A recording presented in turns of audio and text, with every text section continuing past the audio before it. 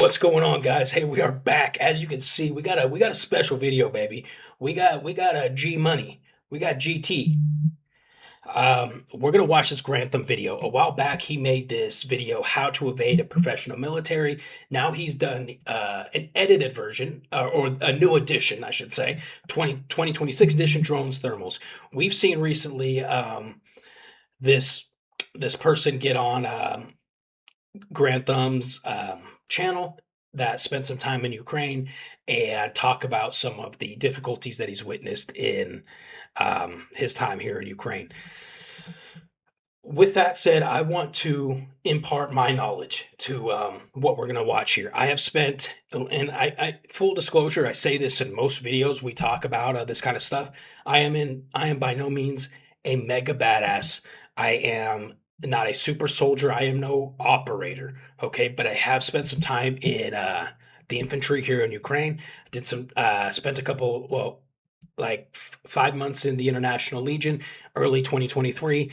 And then I spent over a year and a half in Azov's International Battalion, but only a handful of those were, or a handful of months were actually deployed in Donbass. So I spent some time running from drones, shooting at bad guys, running from bad guys. So this is kind of directly relevant to this video. So I want to watch this. Hey, also go comment on his videos and say, check out Different Breed TV, hit up Vegas.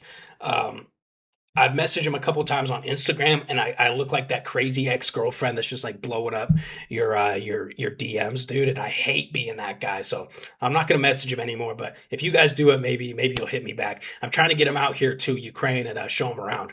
So I have some really cool stuff I could show this guy. So lastly, this directly pertains to also this footage, or this video that we're going to watch. I put together what's called, what I'm calling TCCC Adapted Series. TCCC is a list. It's a standard operating procedure list for combat medicine, tactical combat casualty care. It's been in place since the early 90s, almost 30 years at this point. And it has been directly developed based on conflicts and wars in the Middle East in the GWAT era. It has zero SOPs for a drone-saturated combat environment. It has zero SOPs for extended casualty evacuation times. It has zero SOPs for not having air support or not being able to get a Black Hawk to your position to pick up that casualty. So these gaps that what I'm calling old school TCCC, these gaps that it has with modern combat, peer-to-peer combat, drone-saturated environments, is what I have. It's what I'm aiming to fill with my knowledge, and that's what this series is about. It's not a flashy series, dude. It's combat medicine, but I make it as cool as it can be. It gets a micro percentage of the amount of views that we usually get because it's not flashy. It's not Russians blowing up, which, let's be honest, we all love that. But please go check it out. It's very important, and it's not just for combat medics, man. Every single infantry unit, anybody that's going on the ground, any contract work, it's going to become standard operating procedure for, I think, a lot of combat units. Anyways, let's jump into it, dude. Again, How to Evade a Professional Military 2026 edition.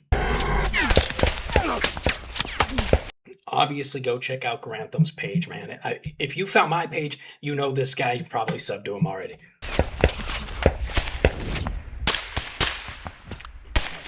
Smoked, boy. Team's gotta move right now. We're being compromised. Come on.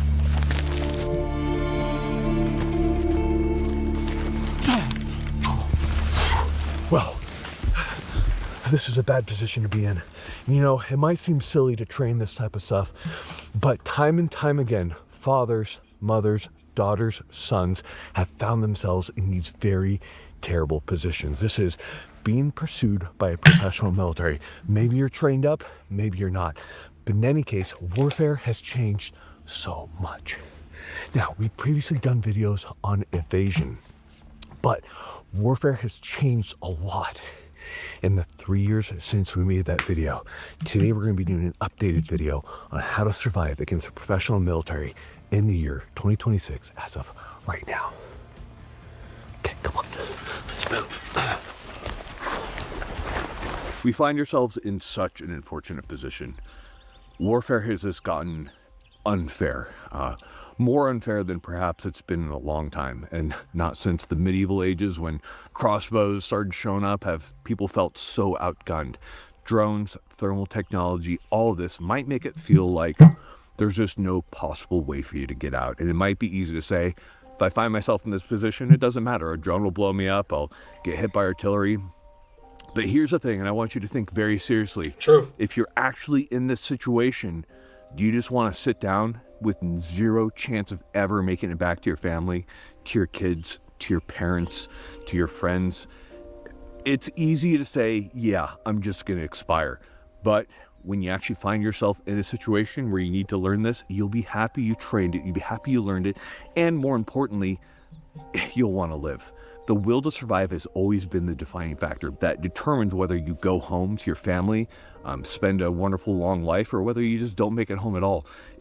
Frankly speaking, equipment, the scenario itself, how intense it is, it doesn't matter. People have gotten out of insane scenarios simply because they told themselves, I will not die, I will make it home.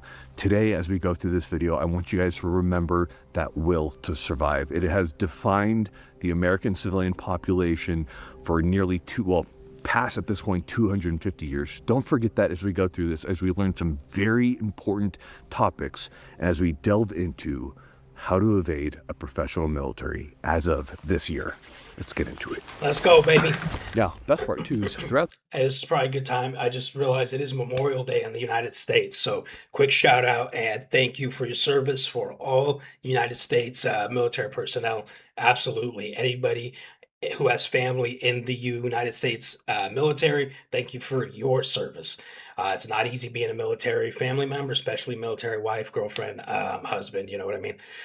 And the service, we got extremely grateful and thankful for the service of every single United States military personnel who gave the ultimate sacrifice to defend the greatest country in the entire world, okay? It's important to remember, I may not be a fan of the United States government. I would die for my country in a heartbeat, okay? I'm American through and through. Just because I'm in Ukraine, I live in Ukraine for the foreseeable future, doesn't mean anything about my my patriotism, okay? Also, my dislike for big government doesn't mean anything about how much I love my country, okay? Thank you. Happy Memorial Day, you guys. Let's go. We're gonna have Connor right over here playing Op4. He'll be hunting us. He'll be going through the woods. We'll be able to hear him, and we'll also have drones overhead going for us as well. So it's going to be a very fun video as we, well, try to evade Connor and some drones, but more importantly, we teach some very important principles. Now, you might wonder why I would be teaching this. What are my credentials? So my name is Michael Jones. I'm a former Air Force Special Warfare guy. Spent my time as first a survival, evasion, resistance, and escape specialist in the United States Air Force. Later served as a TACP slash JTAC within Air Force Special Warfare. So have a lot of time doing this. I have taught thousands of students how to evade professional militaries, militias, etc. And now I'm going to teach you the exact same stuff. Let's get into it. Okay, we're gonna go ahead and set the scenario. We're at some not too far distant future here where we have a complete collapse of things within the United States. It might sound crazy, but many countries have found themselves in these various predicaments throughout time and history.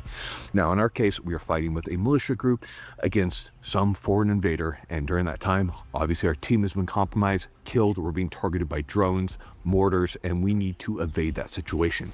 The choice to evade or to fight is going to be very specific to your particular unit. And often we'll say things like tactics, techniques, and procedures are going to dictate how you're going to do that. But the best way to think about it is if you don't have the ammunition or the means to complete the mission with which you were sent on, generally at that point, you're going to go into an evasion posture and you can no longer accomplish that mission when you're no longer combat effective. Now, depending on the different people that you're fighting, they might respect your status as an invader, or they might just try to kill you.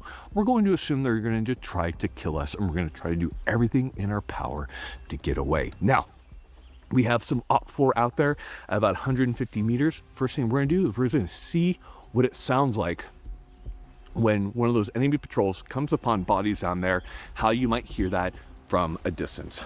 Connor, go ahead. Hey, we got bodies over here. All right, so that's Connor at 150 meters. We're gonna start moving now, and then we're gonna have him come towards us so you can hear what it sounds like. Now, when it comes to evasion, the first thing we need to do is we need to get out of dodge. It's what's called our initial movement. Now, you might be wondering about drones. We'll get into that in just a moment.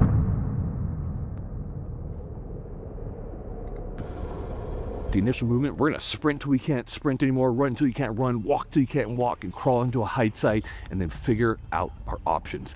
You wanna put time, distance, terrain, micro-terrain between you and your attackers, and you wanna try to keep as much overhead cover as possible. If you look up right here, overhead cover, not so much. Why does overhead cover matter?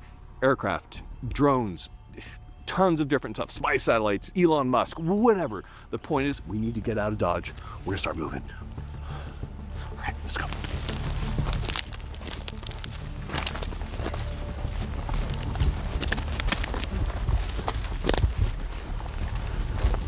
Okay, now we have an enemy patrol. They're gonna be coming towards us. He was in the military as a PFC and a specialist. He's gonna move just like a private first class in the woods. Let's listen. Okay, angle your camera that way.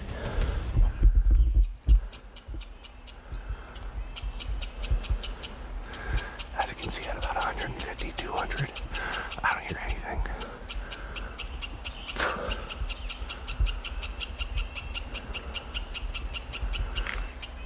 You hear that crunch out there?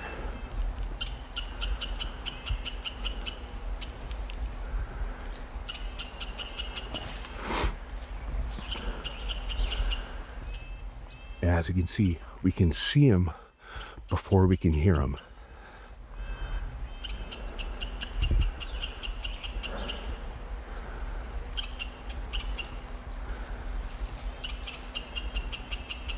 So as you can see, he actually gets to us pretty quickly before we can hear him, because as dense as the woods are, that sound does travel far, but man, it can really get muffled by the grass, by the trees.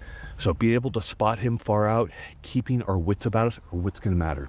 Now in this case, we're still in our initial movement. We still need to put tons of time, distance, and terrain between us and the enemy attackers. Let's move.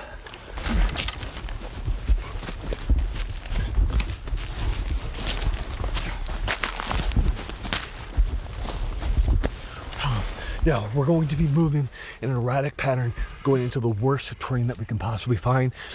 Again, as you can see right over there, tons of trees, micro terrain, and we're just going in the opposite direction. Doesn't always have to be uphill, just so happens that's our life today. Get fed or die.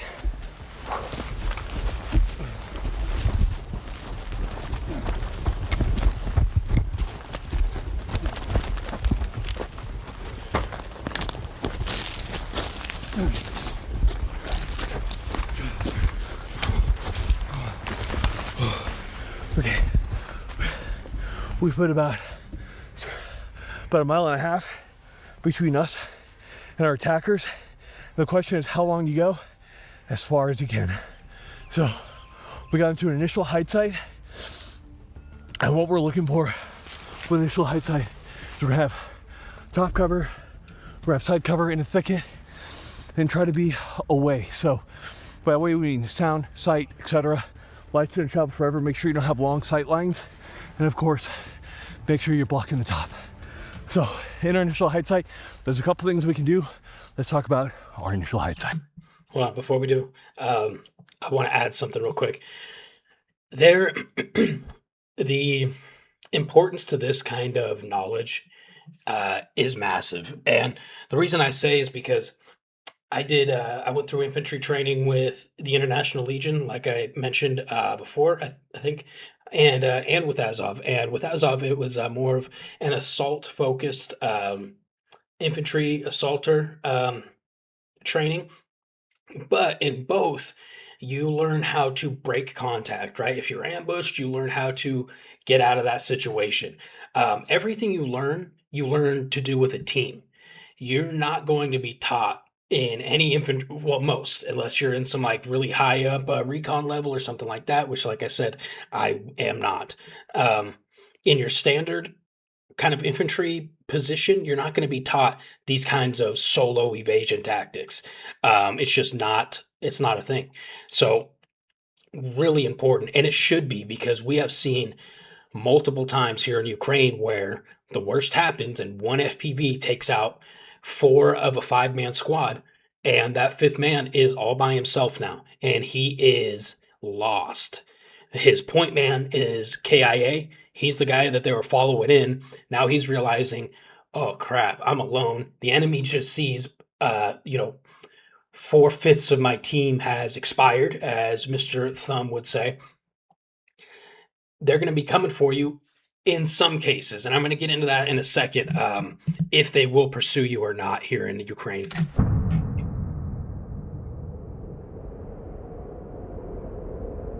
As far as initial height sites go, they're not going to be perfect. I'd really want something way more dense and something I was going to actually call a height site, somewhere that I'm actually going to hole up. And initial height site is not that. Initial height site is good enough to get you so you can take time to situate and figure out your next plant of action. So first thing I'm going to do for myself is do a quick blood sweep. I need to make sure that I didn't get injured in that little gunfight we had back there, that I'm okay. I know from checking my head right here that I have some blood coming down from my eye, but everything's feeling good. I'm not bleeding too much. So I'm going to sweep down my head. Check under my chest rig right here. Get under these clothes. Get in your groin. Keep checking. And then once I've made sure I'm not bleeding anywhere. Junctionals are big, right? Armpits, groin, neck. Know that I'm okay. The couple other things I can do is I can look at comms. So the question is, what is my comms going to look like with my team, with anything like that? Here's the thing. The first world military, they got stuff to track you down to the last inch of precisely where you are. Cell phones should not be on you. GPS watches should not be on you. Radios, if they're not encrypted, even if they're encrypted, you need to think about how good the capabilities of a professional military could be. So don't transmit unless you need to. Keep that RF energy at an all-time low. Typically what we do, if you do need to transmit, is you have some type of radio comm hours that you have with your home team. Maybe whether it be every 4 hours or every hour, at like the 35 of every hour, you'll have a 2-minute window where you'll monitor comms just to see if they say anything or if you have to say anything. The point is, stay off those comms if at all possible. And another thing to think about is, if you get captured, is there any type of keypad for your radio to get access to it? Because if they get you, they kill you, they get your radio, they're going to go those comm frequencies, all that crypto as well. So think about possibly zeroing out your radio, which means deleting everything, destroying your radio if you need to. When you're fighting a professional military, it can get very hairy. Now, with that being said, we need to definitely talk about drones right now. All right, before we go into drones, obviously, I want to be clear also about this. This guy has infinitely more knowledge about survival, military tactics, stuff like that than I do, okay? What I have is, like I said, some experience here in Ukraine and on missions, on operations, and in some situations where there was an ambush, right? And you have to get away from the enemy, stuff like that. So I want to be clear about that. At no point here am I going to be saying, nah, he's wrong about this, because I'm not in a place to do that. But I can add to it, right? I can piggyback on some of his concepts. So the RF, having no phone, careful with your radio, even if it's encrypted, I believe that is very important, absolutely. Here in Ukraine, I would say it is not as major of a factor as it would be if you were like deep behind enemy lines in a deep reconnaissance group somewhere, something like that. But in Ukraine, the odds of the enemy in your vicinity or even enemy drones in your area being able to detect your location based off of your RF frequency is not great. It happens. It definitely happens, and I've heard stories about it happening, but it's not great. And so in the military here, we keep we have like military phones where it's basically has nothing on it except for what we call a Crepiva, which is it's a tactical map, and it has different layers on it that show friendly positions, enemy positions, marked landmines, bodies, known drone positions, TRPs, target reference points of friendlies and enemies, tank ditches, barbed wire. It shows everything. And I got lost while using this, right? I couldn't imagine not using it. Thank God we had friendly drones above to show me and show us, hey, you're going the wrong way. Follow us this way. So if you're going to dispose of all your stuff, make sure you're really, really good with your directions and your survival capabilities. But that leads me to the point I wanted to mention about getting chased down by or hunted by a Russian, some kind of a Russian asset here in Ukraine is very unlikely to happen. I would say the percentage of you getting traced based off of your RF, 10%. You getting hunted down by a Russian asset, probably less than 1%. And hear me out. The lines are so uneven. The front lines, they're so uneven. And there is so much drone saturation, both on the friendly and enemy side, that anytime you are above ground, you are at risk. And when so let's say, for example, I was in a situation kind of similar to this. There was one of our assault teams last year went on an assault mission. They were ambushed by a pretty well trained group of Russians. Unfortunately, one of our friendlies was killed during this ambush. The rest of the team was able to get out, weren't able to recover the friendly body. So the following day, they said, hey, we need volunteers to go back and recover this body. And they needed a medic to be involved there. And so I was the medic that volunteered for that mission. So we went back, same route, same pathway, because we got to get this body. What happened is the actual assault soldiers for this operation, we all were dropped off at what we called a CCP, a casualty collection point. This was to be my point. This is where I stayed. I set up comms with a spider antenna. Shout out to my boy Baby. Ran outside the trench, hooked it up on a tree. Spider antennas up in the tree. I established comms, had radio with command, and basically, I held this position, and then our guys went out and followed this same path, which was about 1 kilometer away, to try to recover the body. Which we kind of expected, as our guys started getting closer to that location, the enemy had scooted up, and we're waiting for them. Boom, ambush happened again. Thank God there was only an injury. Shout out to my boy Ivan. Ivan literally got shot in his rifle. Oh no, I'm sorry, he was on the first one. Anyways, they were ambushed again. The guys were able to gain fire superiority and break contact and bound backwards back to my position. Once they got back to me, they're out of breath. First thing I do is I blood sweep them, right? Check their junctionals, make sure during this firefight and the running back, they're so jacked up on adrenaline. They may have got shot, don't even know it, man. It does happen. So check them, blood sweep them, everybody's okay. But we know they're not going to pursue is kind of my main point here, because of the amount of drone surveillance that we have right there. So right when our guys engage and they take contact, all the friendly drones in that vicinity, some of them are already watching. Then more come, right? And they're watching this engagement take place. And if the Russians pursue, they're going to get FPV, dude. We're going to call artillery, mortars. Our guys are already going to set up for an ambush position. There's no way. It makes no sense in this kind of combat environment, because from the second that engagement happens, there's eyes on at all times, and there will be for the foreseeable future. In fact, we were able to get artillery on that area and vampire drop drones, the big agricultural style drones that drop large ordnance and kill a couple of those different ambushers, the Russians. So anyways, different environment. Obviously, this is my experience. I wanted to share there.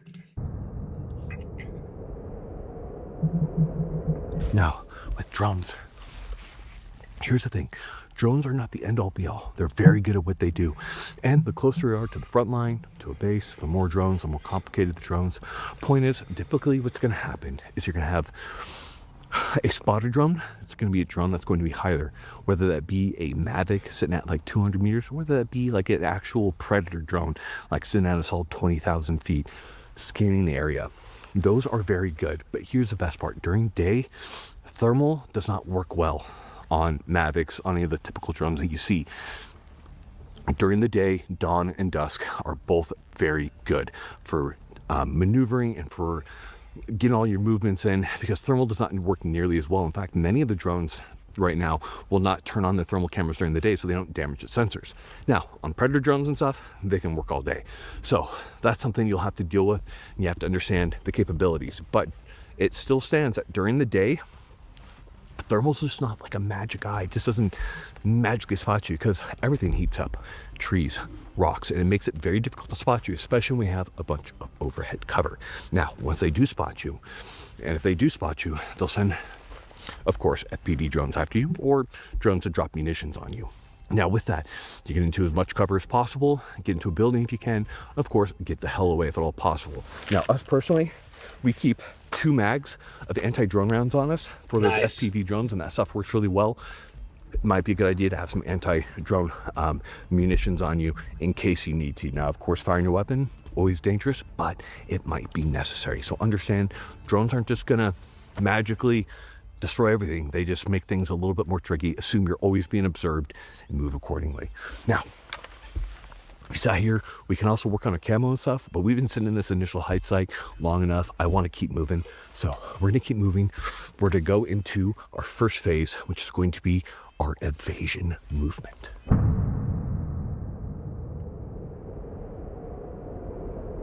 Best way to think about this is move like you're hunting. Move like you're being seen, you're being spotted. Imagine you're sneaking up on a deer. You want to be as quiet as possible. Now, for you city folk who haven't run in woods that much, you're gonna make more noise. The only thing that'll make it better is getting out into the woods. So get out into the woods. But for now, let's move. What I'm doing right now is called cells. It stands for stop, look, listen, smell. I don't hear any commands. No engines. Looking, scanning. Don't say anything. Don't see any drones. And smelling as well. Gasoline, gunpowder, body odor, smoke, campfire. Smells like woods. Okay, let's move like we're hunting. That's huge, man. Souls is something that's practiced here as well quite a bit. You move 20, 50 meters, you stop, look, listen, smell. Move 50 meters, do the same. Move 50 meters, do the same.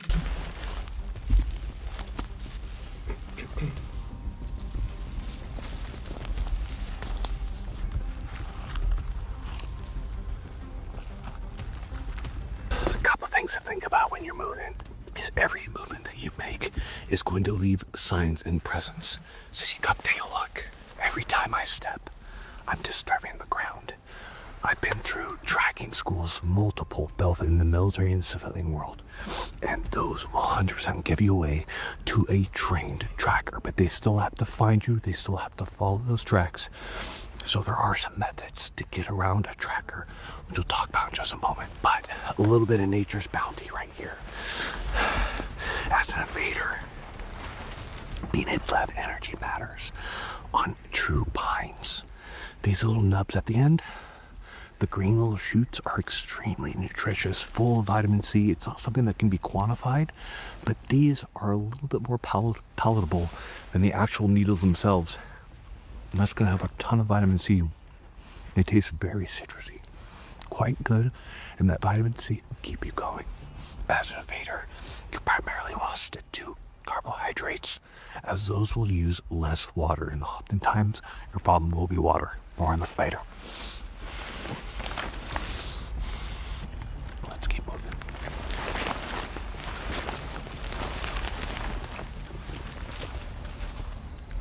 Reminds me of Lone Survivor.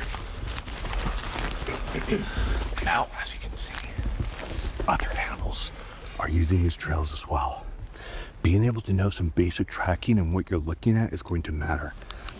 You can tell a lot from tracks, and very clearly based on the shape, we have deer coming through here. It's important to know that stuff so you don't think you're following a human or that you're being tracked by a human, but rather you're just coming across deer tracks. It's the woods. There's a lot of animals. There's a lot of noises. Make sure you know what you're talking about.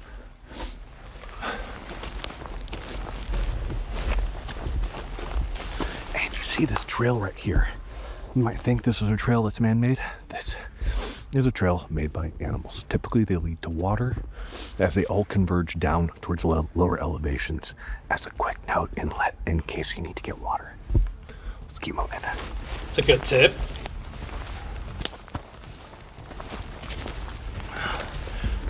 These fall logs right here. Make sure that your ginger as you come past them, because when they break, it's a great sign for your typical tracker. As once they're freshly broken, it's going to look very white. Then if you step on it, you're simply going to slough off part of the bark or part of the wood because it's rotting and it's on the ground. These are quick notes to think about. Step over logs, not on them.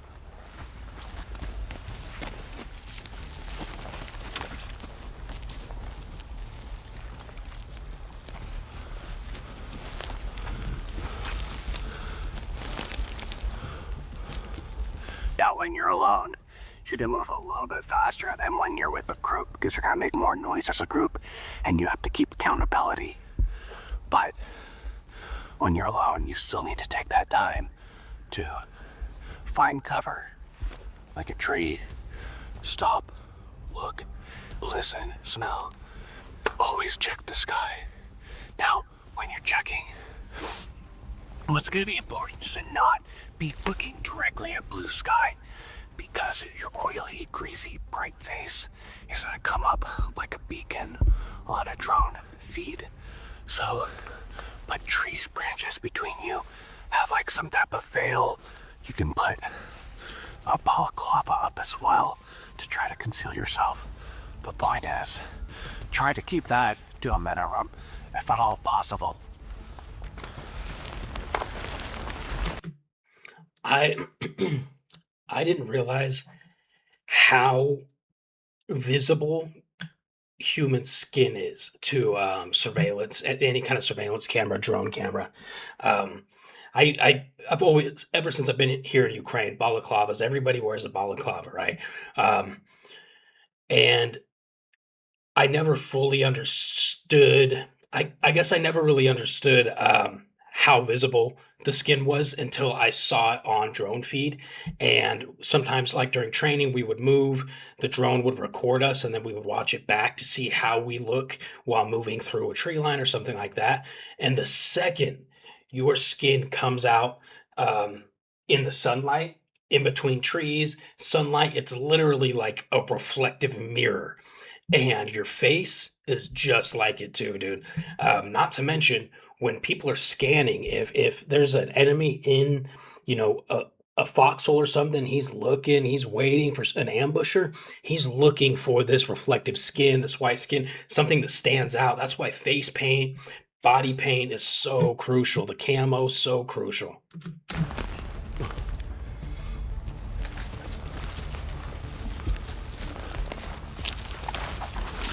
Right here, we have fresh deer droppings. If you come, just take a look at them.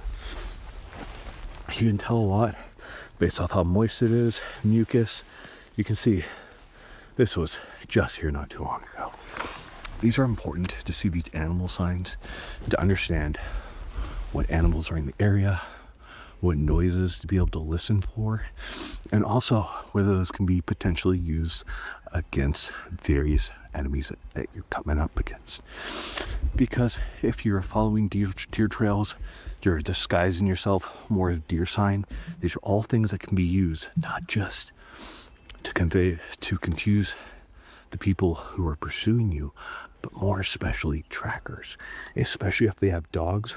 Having animal sense, your scent, and trying to keep them guessing is going to be important. When you're going up against the dogs, I hate dogs. I love dogs, but I hate tracking dogs. because those things will track you for miles. So the only way to really defeat a dog is to defeat the dog handler by taking things like animal droppings, putting them where your trail scent is. So he might lose confidence in his dog, whether it's tracking you or whether it's tracking a deer, for example. Various things to think of. But Wow. believe me when I say, dogs will find you. I've evaded a lot of military dogs, but they eventually always find you unless you defeat that handler.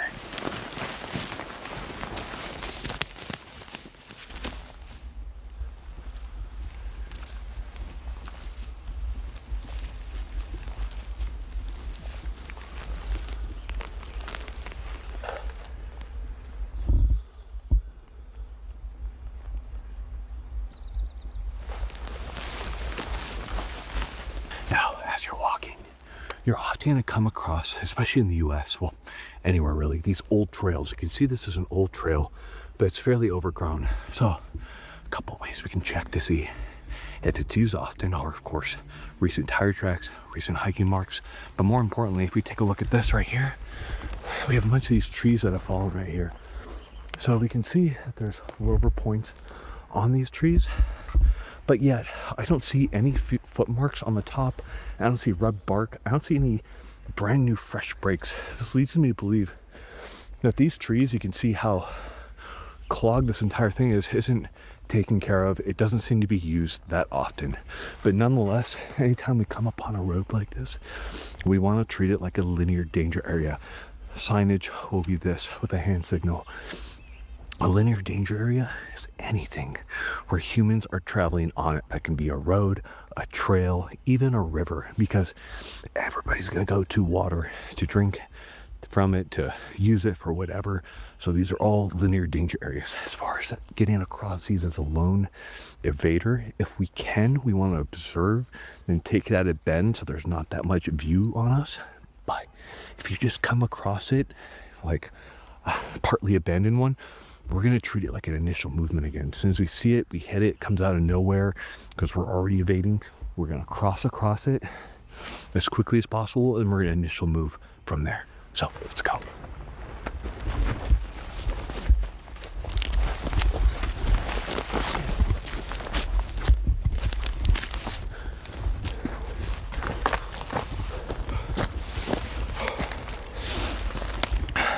So we want an initial move about 100 meters or 200 off of that initial road or any linear danger area. Now we've gotten past it. We're gonna go back to our evasion movement once we stop. Look, listen, smile.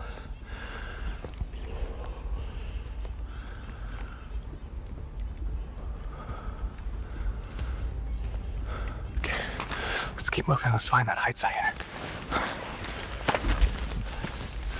Understanding that different plants can really be a boon. That's something as a survival specialist is every new area I'd go into, I'd study and learn the local plants. Because we have all these little guys right here. So I pull that out. Got a little yarrow right here. It's got like that purple root. This is actually really good as like a partial antiseptic. If you chew that root a little bit, it can numb up your mouth, so you can use it if you have a toothache, etc. So knowing your little local plants is gonna matter. Now my mouth is numb. Right, let's go. Isn't Chicago beautiful this time of year? It is wonderful. I know, guys. This is Chicago. Come to Chicago. We're in the beautiful city of Chicago right now. Certainly not Idaho, it's full. Now, as we're traveling, we want to try to keep on the military crest. The military crest is about 2/3 up the hill, not on the crest, not at the base. The reason we do that is you typically have a lot more cover right there, and also if somebody's high, it's easy to get low, and if somebody's low, you're almost at the top where you can escape over the top. So remember, military crest. So right here, we're at the very top to show you it's just a bad idea. And you can see right here, if I'm looking across, typically when you scan hilltops, you're scanning towards the tops. It's really easy to skyline yourself. That's where there's nothing behind you but sky, and you show up like no other. So don't skyline yourself. Say to that military crest, we're going to fall into the thick trees right here. That's also good for drones, because I have a suspicion that we're likely going to be targeted by drones. So let's go, let's get in that thicket, see if we can get some cover from them.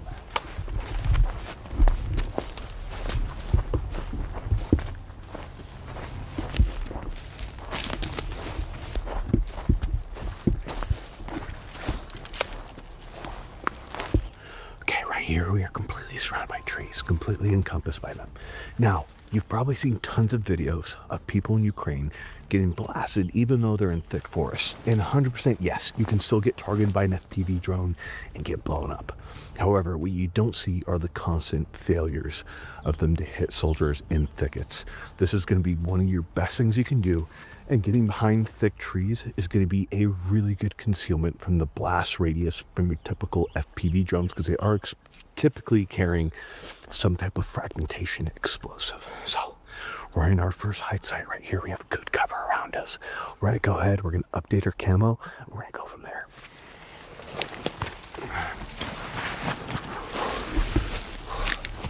What I like to do is I like to put my rifle on top of my pack, or at the very least, if I'm going to be moving around, always keep my rifle down, or at least on my foot right there, to ensure I always have positive retention on it. It's easy to lose your rifle, and you don't want to be that guy, because it's of course going to leave evidence of presence. So let's update our camouflage right here. And shout out to my old field instructor guide for Sear, wing boot. Good times. Okay, so I'm gonna take a look at myself. Know I'm blood a little bit. What we're gonna try to do is get any skin that we can see.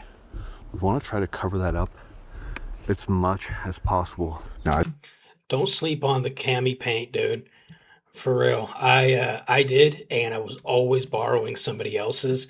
It's like nobody thinks about it until they're about to go on a mission or an operation, and all of a sudden, everybody's getting ready, they're gearing up, covering skin, and then you've got this beacon white face. Even if you've got a balaclava, you want to cover the skin, man. I'm telling you, it looks like a beacon in the sunlight in between trees, or yeah, it's gnarly. Cami paint's crucial. as you sweat, your camo is just going to come off. So you're going to have to constantly update it as much as you possibly can. Make sure to try to get around the eyes. A lot of people really miss these small areas. So you just want to make sure you get that. Now, anything that you're not able to camouflage well, you can also use balaclava. A lot of people do this, and then you can use this to cover up yourself a little bit easier. This is pretty common for what you see in a lot of different environments right now. We're not going to do it for now because mostly what I'm doing is speaking to you guys, and it's a little easier to do it without this guy. But understand that balaclavas are very common. This is a no-arm one. We like them because they don't fog you up as hard when you have glasses on and stuff, as a quick note. Now, beyond here. Huge. Sorry, pausing.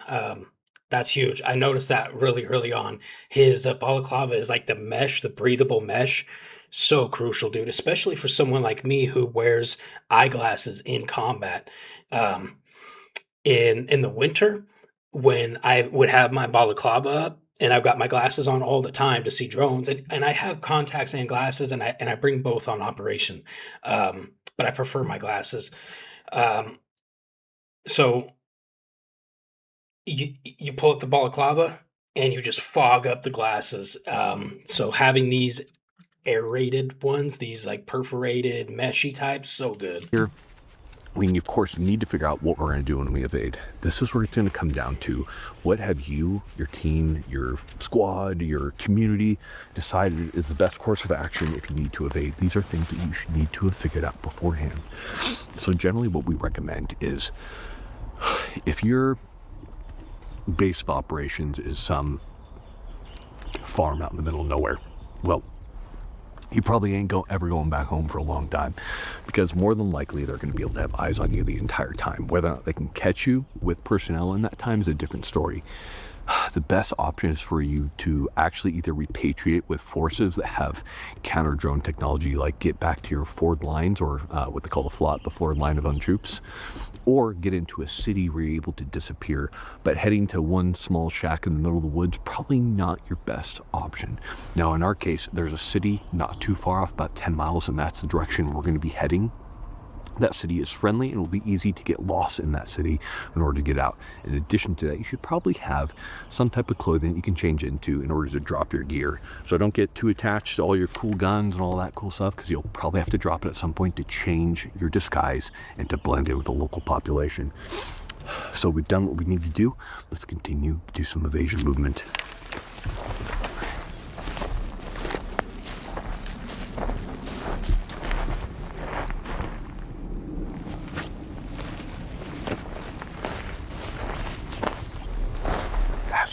Down a hill, you notice I'm kind of turning my body by getting the two sides of your feet kind of come down. You kind of not get as bad of side hilling action as you would just going straight, where your toes are just mashing into the front of your shoes. So I kind of alternate coming down, kind of shimming between the two sides. You typically make a lot of noise going downhill, so try to slow yourself down. Don't go too fast. Now, there's one other thing right here. So on true pine trees, you can actually eat part of the layer of the tree itself. It's not delicious, but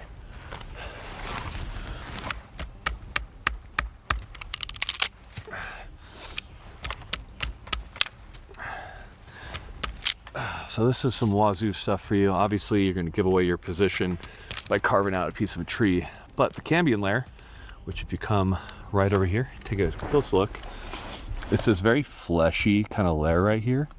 This is very edible on a tree, and sometimes with explosions, gunshots and stuff, it's exposed already. Not that big of a deal to eat. So you can actually eat that cambium layer. It's the actual part of the tree that supplies the nutrients. It's very fleshy. It's going to taste very strongly of pine.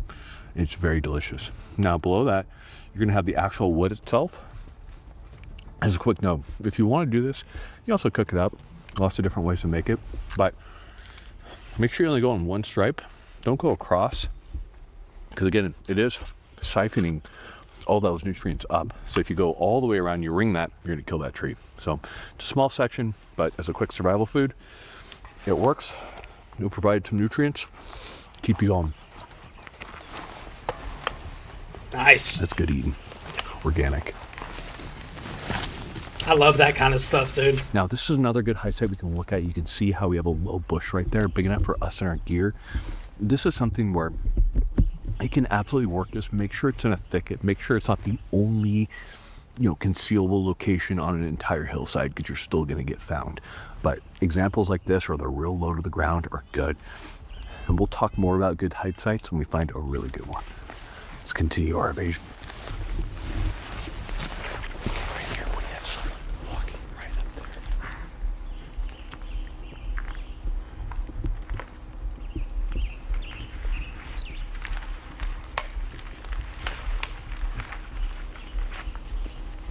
When you hear somebody who's close, the first thing you want to do is cease all movements to make as little sound as possible.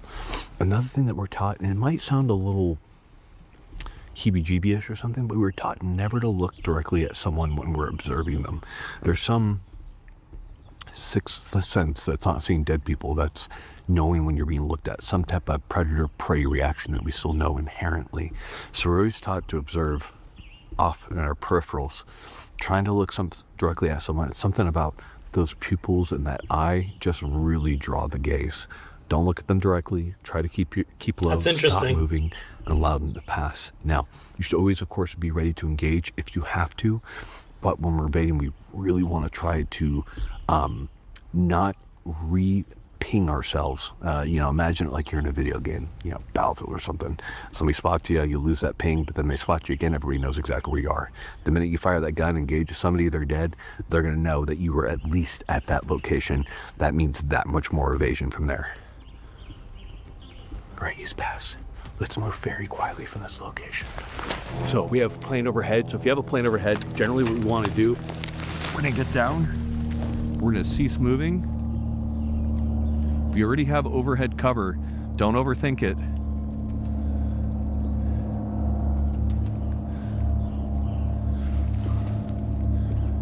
Listen for that engine pitch, listen for the noise, assume you've been spotted, wait for them to pass. If you hear that engine gun back up and they start turning towards you, well, then you got an initial move.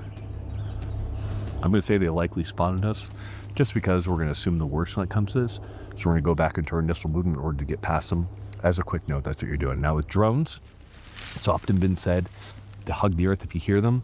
Typically, if you have those low-flying Mavic drones, not the FPVs, but the Mavics, usually they've already spotted you at this point, and it's important to get into that dense forest, that good cover to ensure that you can get away. Now, as we get into our movement, we're going to be talking about counter tracking here, and that comes to both drones and people. One of my favorite things are these high bushes right here, because what you can do is actually step at the base of this bush, especially when they're nice and springy.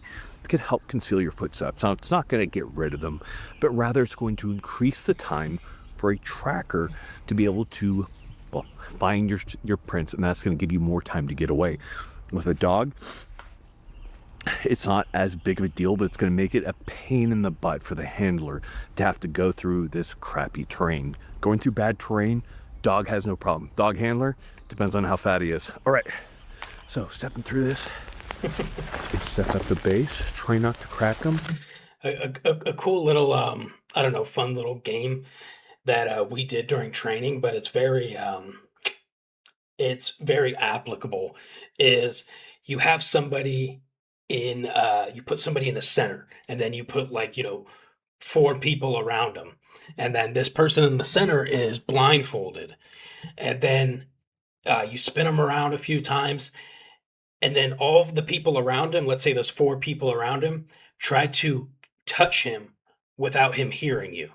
So everybody starts really quietly, really slowly trying to move. Let's say you start 30 meters out, for example. Everybody's moving really quietly, and if he hears it, he'll point. And if he points at you and it's on you, right, you have to go back to where you started. So we did this a lot to train our quiet footsteps, our stealth sneaking tactics, and it was really cool because you have a real life person, and then you switch, so you learn the person in the middle knows what to listen for. They hear the crunch of leaves, the sound of a stick breaking. Now you have that audio cue when if you need it in the future. But then you also learn you're working against a real life human, and you're trying to be stealthy and get right up on them, right? And so oftentimes what would happen is people would get like about 5 meters from the person if they were quiet enough, and then they would do a leap and try to get them, because like once you're right next to them, they can hear you breathe, right? So you get as close as you can, then you go in for the kill, if you will. I want to share another story. This is already a long ass video, so if you're still here, shout out to you, man. Let me know in the comments if you stuck around. I want to share a story with you guys that we were on this was an assault mission where we were basically retaking some positions that the enemy had occupied, and we were going to remove the enemy from that location, and then the Ukrainian infantry were going to fill those positions that we then freed up. And we made our way all the way to basically a staging location, which was about 30 meters from the enemy position. We got all the way there. We're sitting in kind of a circle. We're like, okay, we're checking our stuff. We're about to do this. So we get up into the enemy tree line. We split off into 2 groups of 2, and we're moving down the tree line like this. Super quiet, right? Just trying your best. And you can only be so quiet depending on the environment, right? Is the ground wet? Is it dry? Is there snow? Is there leaves? Is there sticks? Is there sand? Is there rocks? Whatever. So we were making some noise, but we were being as quiet as possible, knowing the enemy was right up in front of us. And we're creeping, and I remember this so well. I'll probably remember it till the day I die. The other group, the other duo to our left, one of them stepped on a stick, dude, and that stick snapped, and I swear it was the loudest thing I've ever heard in my entire life. It was like, and then all of us just Oh my god, it was like that is the moment where your actual heart jumps out of your chest. You're about to engage with the enemy, and you make a noise that could have given your position away. Luckily, it didn't, and we kept moving, but, crazy. Was it coming through? And if you do that every once in a while, or especially step on rocks, things that can eliminate your prints, you can make it much more difficult for a tracker. If they lose your tracks, they have to essentially do a search pattern to reestablish, and it takes time. Time means more time for you to get away. Now, say we've been spotted by drones. Let's talk about a couple different ways that we can defeat drones. Now, besides being in dense forests, etc., if you know FPVs are coming in, and the question is, what is an FPV? It's a small drone typically piloted in real time by a pilot wearing typically some type of VR goggles. So they have very good essay on it. So a couple things we can look at. One, if you hear them coming, get on hard cover, especially in dense forests. Is going to make it much more difficult for them to get to you. In addition, emergency measures such as anti-drone rounds like we talked about, or smoke grenades to help obfuscate the area is going to be very, very helpful. Now, one of the best parts about fighting in the mountains is the fact that weather typically sucks. Now, we happen to have a beautiful day out here in Chicago today, but typically you're going to see a lot of clouds, rains, storms, snow. These are all hell for a drone to get through. So moving during inclement weather is a godsend, and I highly recommend it because it also gets rid of your prints a little bit better. And beyond that, holding to the principles that we've talked about is going to be essential. But drones are always going to be hunting you. There's nothing you can do about them, and you might get killed by one, but we're going to do everything we can to give ourselves every advantage possible. Okay. That's clearance. An example. It's so true, dude. Weather dictates movement now in Ukraine. Vehicle movement, infantry movement, artillery, any kind of movement, weather dictates it. Casualty evacuations are based off of weather. You wait for a storm to roll in so you can get the guy out. Everything because of drones. Right here of a well-traveled log. So you can see this animal trail right here. You can see all the different animal tracks that we have right here, from horses, deer, etc. So we know there's some type of domesticated wildlife here. So people are definitely here. That would make this a linear danger area. You can see how worn all the bark is right off that. Now that's an extreme example, but still goes to show, make sure that you're not leaving signs of presence as you move. Now, when it comes to drones, typically you're going to have different elevations of drones that are going to be scanning. Anywhere from your really high ones, anywhere from 20,000 down to 200. You'll have 150, 125, all the way down to 50 or 25 to get different types of angles. And one thing to look at as well is, look down here, shadow. So your shadow can also give you away, which is why it's important to be in really thick vegetation and why movement also matters. During the day, those thermal cameras aren't nearly as good, or they're completely shut off. So a lot of times you're looking at shadows for as what they're going to be defining, also going off of also movement. Obviously, we're one of the only things moving in this forest, which is why wind, rain, etc. is going to make it way more difficult for them. So watch your shadow, make sure you're in those nice thick areas. A lot of the field craft that we talk about here is the same field craft that's been talked about since the 40s. These principles don't go away simply because we have drones. It's just another thing that you have to think about in terms of your evasion posture. Right here we have Connor moving at about 200 meters over a rise from us. Let's see if we hear him.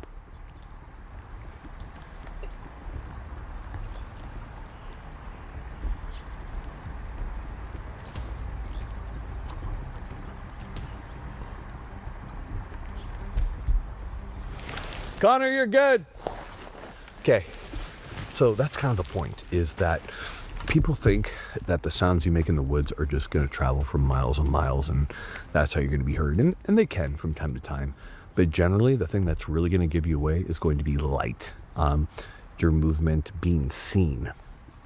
So although it can feel really dodgy to be in really thick forest and you're stepping on trees and sticks and stuff, understand that it's 100% going to be actually spotted. That's going to be the thing that's going to take you out, not those sounds.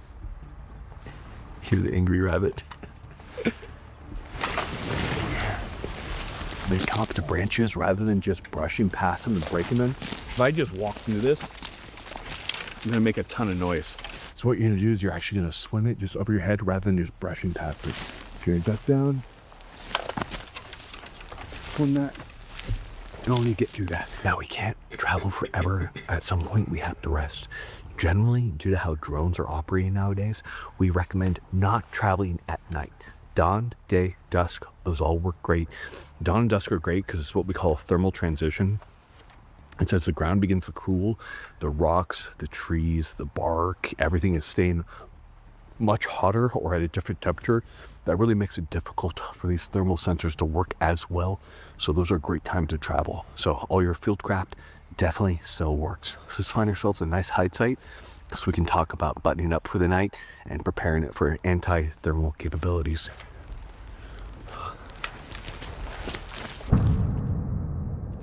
I've had to do this in the field, so I'm curious to see this. Now we found a good hide site right here, or we can go ahead and button up for the night. So coming into a hide site, you don't want to go for a direct route into it in case your tracks and your scent lead directly into it. What we are going to do is you're going to come off the hide site about 100 to 200 meters, and you're going to J-hook back into it, behind it. That way, if somebody's following your tracks or your scents, they're going to walk past your shelter or follow your scent past the shelter before getting to you. This gives you a chance to initial evade away from them, engage them, do whatever you need to do in order to live. Now, we have really good side cover, overhead cover, everything right here. This is very secure, but we can still make it more secure, especially if I'm going to be sleeping. Thermal at night is really, really good. So you need to have some type of thermal hide in order to work. We typically use Relv, though their camo tarps work really well. So I'm just going to set up a simple thermal camo tarp over me and my equipment so I can sleep for the night and I can get a little bit of rest. All right, let's get going. Okay, we have a Relv camo tarp right here. As you can see on these tarps, they're not completely opaque. You can see through them a little bit, and the reason for that is they allow the heat from our body heat to bleed off, so it doesn't heat this material up. So it stays at a nice ambient temperature of everything around it. This is well proven, well used. You see a lot of different thermal tarps out here. There's a lot of different thermal meat suits as well. Find what works for you. I know a lot of Ukrainians are using Lapa gear, which is really well vetted. So again, find what works for you. Just make sure that not all the enemies wearing Lapa gear and you're wearing Lapa gear as well. There's got to be some standardization among your men. So the first thing we need to do with this is not just lay it on us, because I'm still going to heat it up. We need to get it off us so we can use these branches to suspend it up and create an overhead layer for us. So let's go ahead and do that.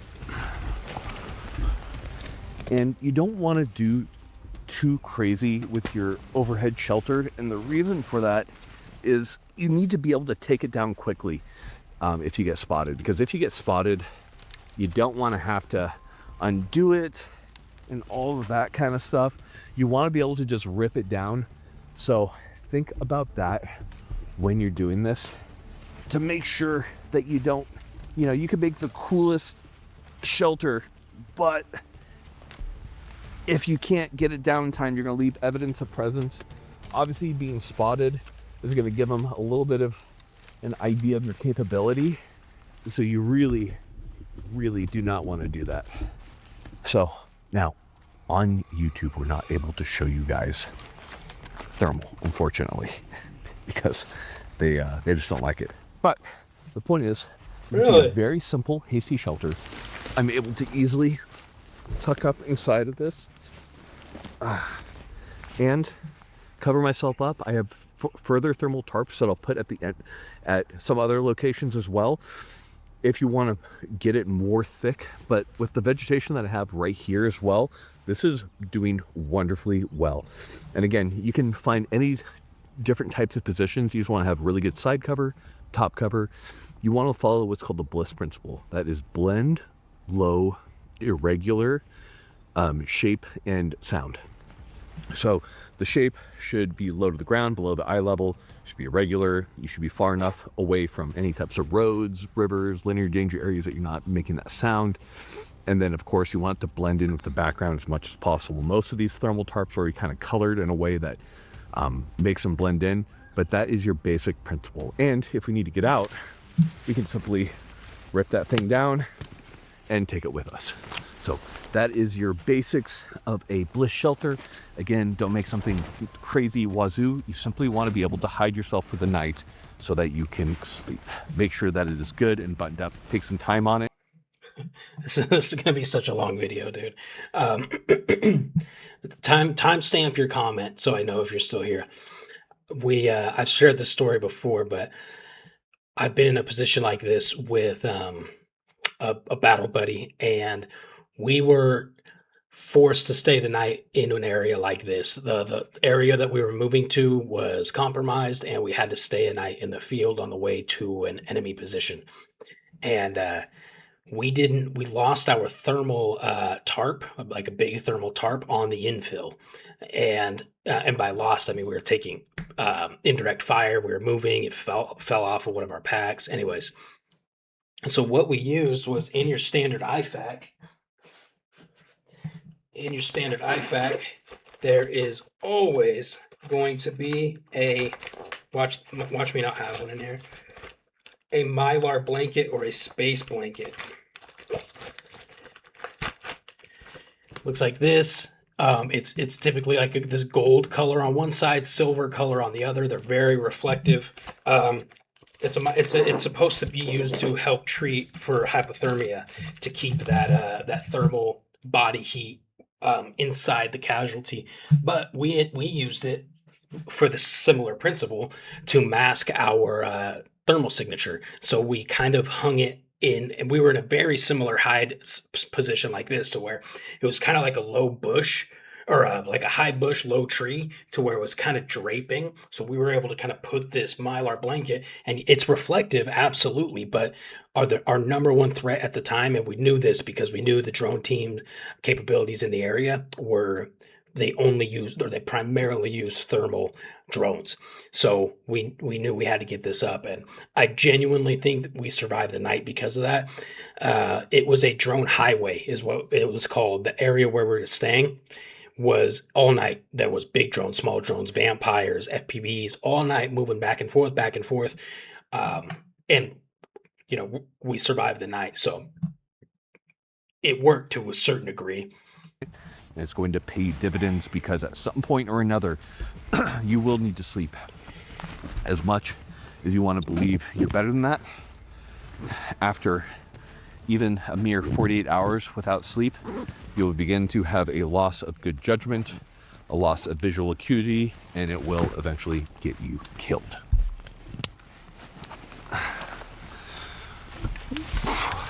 Now, we've talked about shelter. Next thing we need to talk about is going to be water. It's going to be vitally important that you get water. Let's show you 2 different methods of getting water. Pretty simple, but always fun.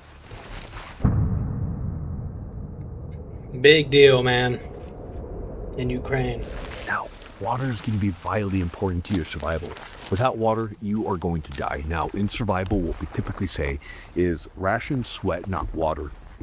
What that means is if we can keep ourselves from sweating as much, we'll need to intake far less water and, of course, calories. So not exerting yourself to the point of just being freaking exhausted is going to be important. Not able to always do that when it comes to evasion, but as much as possible. Now, 2 main ways I usually get water are going to be from dew from trees, or from, of course, straight water sources like creeks or anything like that. Now, in the morning, you're often going to have dew, like on the treetops. You can simply take a branch, give that a nice little lick, and get that water right off there. Or for the dew off grasses, you can actually take your socks. You can tie them around your ankles, and then you can simply take that water. Wow. And squeeze it right into your mouth, and that's totally fine. Just drink, and then if you need more, simply take your socks, tie them up, just right around your ankles, and then walk through any type of grass or bushes or anything, and you're going to collect tons of water, and that's good to drink. There's always going to be a risk of waterborne diseases and waterborne illness on your socks. You're just going for it. When it comes to some type of creek, we recommend some type of iodine or bleach to be put in there. Again, if that water is turbid, double your amount. If it's really cold, make sure you double the amount of time that you're waiting, but generally about 30 minutes to an hour for that iodine or bleach to work. Make sure that you shuffle it around in there a little bit. And the final note is right here on Sawyer himself, is if you have one of these right here, this is something we actually taught to the Haitians, is with these clear plastic bottles, you can put non-purified water in here, and the sun getting through the plastic will actually purify the water. It's called the SODIS method. It takes about 12 hours in direct sunlight or about 24 hours in indirect sunlight. Now, it has to be a certain type of plastic that allows those UV rays to come through. With the UV rays are going to purify your water and of course give you a bunch of microplastics, but more important is that you're getting water. Now, we've shown you that. Let's show you how to get water from a creek without getting shot and killed. Now, when it comes to any type of water source, there's a couple of ways to tell that you're getting towards them. In general, converging animal trails, a drop in temperature, depressed elevation at the base of cliffs, at the outside of a turn of a river. You can dig down there, get water. There's a lot of different ways to get water. In tropical areas, you can easily drill into trees. In deserts, look for those either dried up riverbeds at the outside of the bend, or look for certain plants like sage, which you can easily use a transpiration bag to get that water. And in this case of dating right now, we can easily get to this water source right here. Now, water sources are a huge danger. People live because of water. You need water. Because of that, there's typically going to be people nearby or there, and it's bringing to just a dangerous situation. What we typically want to do here is get as low and slow as we can. So we're actually going to drop our pack about a solid 100 or so meters off our location of our water. Come on.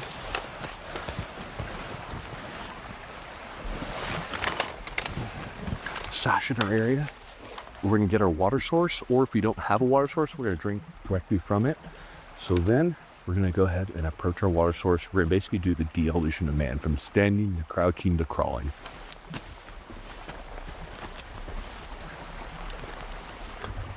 So we hear the water right here, and I see a lot of overhead cover going into these bushes right here.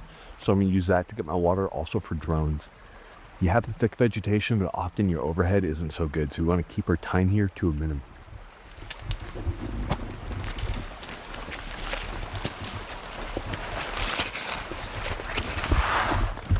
When it comes to water, you don't want to look for those fast moving water. You don't want still water. If you do still water, just purify the hell out of it. This stuff right here, no problem drinking straight from it. And if you're gonna get water in a bottle, don't hold it directly in the stream, hold it sideways. This is gonna help you not get quite as much junk in your trunk, or just debris in your water, excuse me. Once I've gotten the water that I need, I'm simply going to crawl back away from this.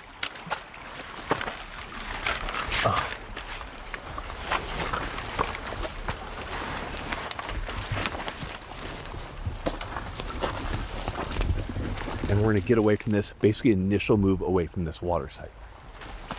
Now, what some people will do if you have two water bottles is you can essentially have a dirty and a clean one. So you can purify your water in our good old Aquafina right here. Once that's purified, if I have a bunch of debris, dirt, etc., I can have a clean water bottle that I work off of. So I'm simply going to take my t-shirt or any type of cloth material and make a little divot in it right here. And then you can very slowly use that t-shirt in order to filter your water. Now you're of course going to lose some, but if you have very dirty water, this works extremely well. Now, if you don't have a t-shirt, or for whatever reason you want something more permanent, what you can do as well is you can actually use natural sources. So we can take like these grasses right here, and you can make a top layer that you pour through on the grasses, and then you can make another layer of rocks, and you can make another layer of smaller rocks. You can make another layer of dirt and soil to help it seep through all of that. So you can actually make a purification source that's completely natural as well. So understand there's a lot of ways to purify. In evasion, we typically talk about methods that are quick and expedient because you're typically being chased. So understand that survival and evasion, although they are on the same side of the coin,